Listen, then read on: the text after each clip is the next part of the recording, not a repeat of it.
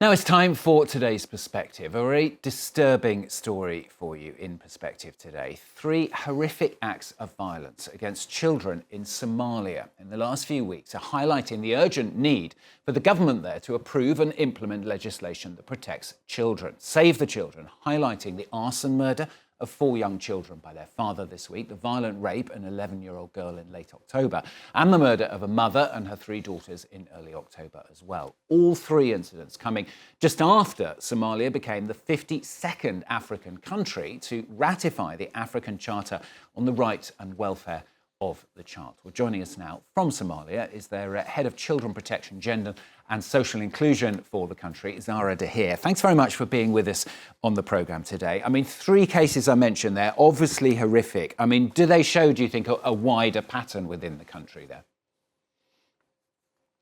Thank you for having me. Yes, these are definitely not isolated cases. These are very deeply concerning, horrific cases which are not isolated. Unfortunately, these are the ones who have made media attention at the national level as well as now internationally. However, these cases of, case of rape against women and children, as well as against cases of brutal violence against women, are unfortunately widespread across all areas of Somalia.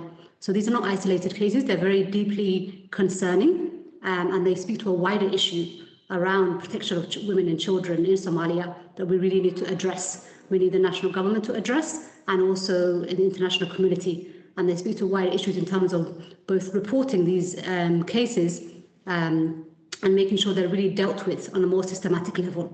I know that you carried out some research in September, didn't you? You asked people about gender-based violence. It's 76% of adults, 67% of children identified rape as the most serious issue. Yes, we were really surprised to see these concerns coming directly from the community. When asking women and girls what are the biggest fears, especially when we are speaking to IDP communities, internally displaced communities, who have had to move around because of conflict, because of displacement. There's protracted conflict in Somalia, as well as reoccurring droughts and famine. So communities often move around, so they don't have a conducive environment where they live. So this is very much aligned to assessments found by other agencies such as UN, which has seen 35% increase from last year in the number of sexual violence cases against women and children. So this is very alarming. We're not hoping to see increased caseload. However, unfortunately, this is what's happening right now in country. So it speaks to a much broader issue that needs to be addressed more systematically. And as you said there, you're calling for action from the government. What do you think they need to do? The government really needs to do more, much more, in terms of, we're really glad that they passed the current African Charter on the Rights and Welfare of the Child. But what we require is implementation of these policies. There needs to be enforcement, and these practices need to be held to account. And, more needs to be done to protect women and girls in Somalia beyond approval of laws, but as well as implementation, making sure there's a very clear justice system, there's access to justice. Somalia has a very much clan-based system. So we really need to counter this with traditional judicial systems and making sure that these cases like this go to court, the perpetrator is held to justice, and more is done to ensure the government really take a stronger stand. And the international community and organisations like us are always ready to support and working with the national government as well as our partners, both at national level and local level, to support them in terms of providing stronger child protection system strengthenings are in place, building their capacity and building the mechanisms that are around them to make sure that more is done so that these kind of cases never happen to any child in Somalia or across the world, really. Yeah, it sounds like from what you're saying that it's a good step that they've signed up to this charter, but you have a little bit of a lack of confidence that actually it's going to make any difference. Yes, I think we really welcome approval of policies. However, these are just signing of policies. This is really a first great step. However, what's required that these policies are implemented, and implementation at the national level, so that what we are signing up to ensure that children's rights, women's rights are safeguarded, is really enforced. So that there's a really clear roadmap on how we implement these policies, making sure there's enforcement, making sure there's mechanisms that protect children, and investment in child protection services. Unfortunately, in the recent climate, we have seen aid cuts to protection services. So we really require both the international community, the Somalia government to take a stronger stand to make sure these kind of brutal acts do not happen to any child, and no child should feel in fear in going about their daily lives of going to school, coming home and living their daily life to really, live in fear. And that's what our assessment was speaking to. The biggest fear that women are facing now is rape across many of the camps across Somalia. You mentioned earlier on as well the serious drought that the country's been facing of late.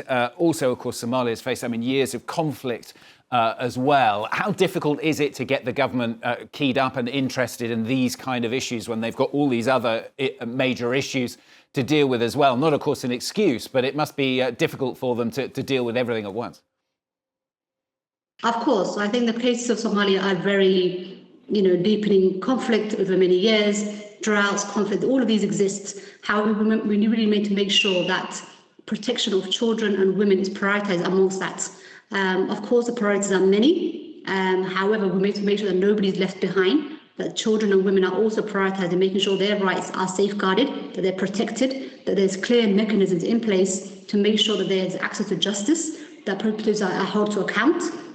So we definitely want to work with the government ourselves at Save the Children. We work very strongly and closely with the government to make sure that they are clear protection systems in place, and we're able to support reporting mechanisms as well as supporting prevention and response. However, we really require the government to do more and more support and investment in making sure that there are really strong systems that can protect children, both at the national level as well as the community level. And just finally, do you think this is something of a tip of the iceberg, not just in Somalia? I'm talking about other countries in Africa, other countries around the world as well, where, a lot of these kind of cases and problems go completely unreported. Definitely. I think this is not just isolated to Somalia. However, we do see increasingly higher trends in countries like Somalia, where there is weakened governance systems, where there is lack of protective environment, where there are not laws to protect women and girls. There are stigma around reporting. A lot of women, actually, a lot of cases go unreported.